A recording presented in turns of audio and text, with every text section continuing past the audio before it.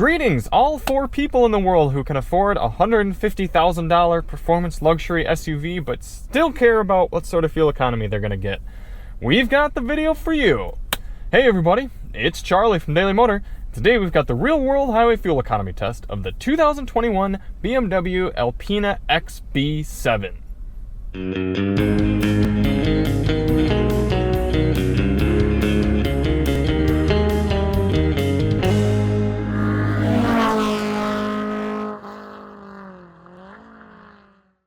Now typically we go out and do 100 miles on the highway and come back to get a fuel economy result, but because this is a ridiculous car and because it's going to gargle premium fuel, we're going to do an abbreviated version. So 25 miles out, 25 miles back, averaging just about 70 miles per hour to still get a realistic fuel economy number for this awesome SUV.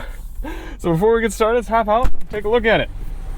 I'm in here in almost burgundy raisinish type of color. The very nice, very luxurious, equipped with 23-inch wheels BMW Alpina XB7. They took an X7 and loaded it up with a 4.4-liter twin turbocharged V8, making 612 horsepower. This thing has all the grunt and all the luxury you could possibly ask for at this price point. So if you want to see more on the XB7, check the links in the description for our Bowers & Wilkins Diamond Surround Series audio system, which we're going to be testing on this drive, as well as a DM test drive.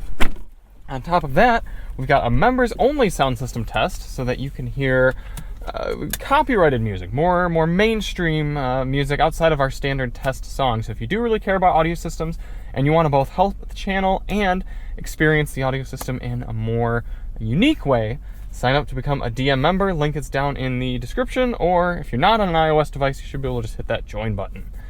Anyway, why do we do this test?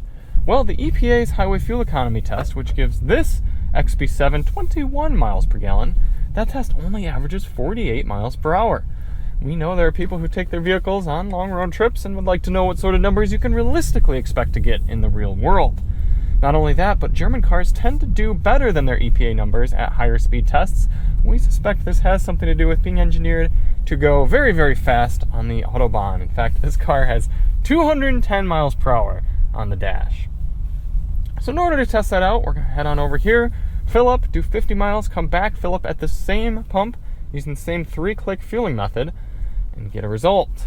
A few things to note for today. Outside temperature is currently 90 degrees Fahrenheit, so that air conditioner is going to be running because we're going to have the climate control set at 73 degrees auto. Now, I know using the air conditioner does use up more gas, but this is how people would really use the car in the real world, and without it, we would fry in here. We've also set the tire pressures to their door placard, 38 psi front, 42 psi rear at ambient temperature. So let's hop out and fill it up. 3.272 gallons going in for our initial fill. Before we actually start the engine, we're going to reset our trip meter. Got our GPS reset. We're ready to begin.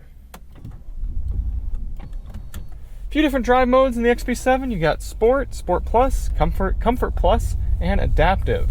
No sort of Eco mode. They actually just have a blank button where Eco would typically go. So we're going to do this test in Comfort Plus. We're going to head on over to the highway, about half a mile away, and pick up the test from there. Now, the goal of this test isn't to see what the best fuel economy possible is for this car, but rather what a realistic number would be cruising along on the highway. In order to do that, we got right up to speed here. We're going to set our cruise control at a GPS indicated 73 miles per hour. As you can see, XB7 is reading quite high. We've got 77 on the dash, giving us 73 on the GPS. So we're going to set at 77. We have the assisted driving mode from BMW, which actually does quite well at keeping us in lane. So it should make for a fairly pleasant experience in here. As I said, we're going to be testing the Bowers & Wilkins sound system out and probably getting a massage as well. So we're going to catch up with you at the end of the test. In the meantime, enjoy this time lapse of the entire trip.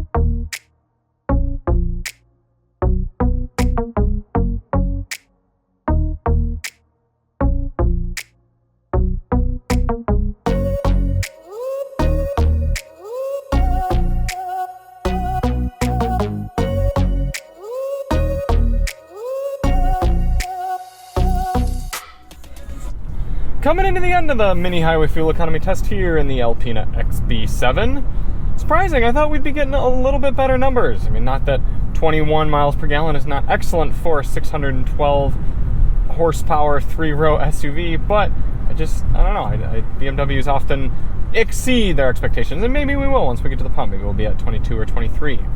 That being said, this is understandably a wonderful highway cruiser, very comfortable, excellent Bowers & Wilkins audio system. I mean, what's not to like about it, other than filling it up at the pump? But you could do much worse as well. So we're going to get back to the gas station, fill up, and see what sort of numbers we get.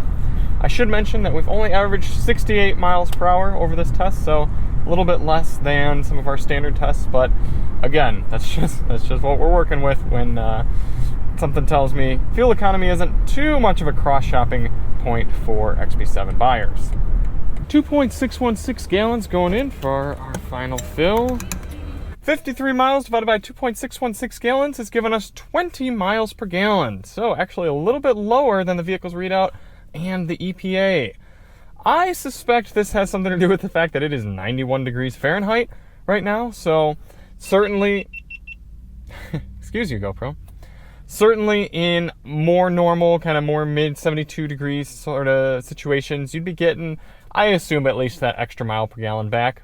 So we're going to round up to 21. It's pretty close. We're going to give benefit of the doubt to the trip computer and EPA and because of the heat. So at 21 miles per gallon times the 20.6 gallon fuel tank, you can expect to do 430 miles on a tank of gas on the highway here in the 2021 BMW XB7. Hey, if you're an XB7 buyer and you appreciated this video, I'm just happy. I'm glad. And I'm happy that it can actually provide a little bit of buying advice to somebody. But for the rest of you, thank you all so much for watching. Hope you enjoyed it. If you want to see more on this sweet car, check the links in the description. And we'll see you on the next one. I'm Charlie from Daily Motor, and as always, drive on.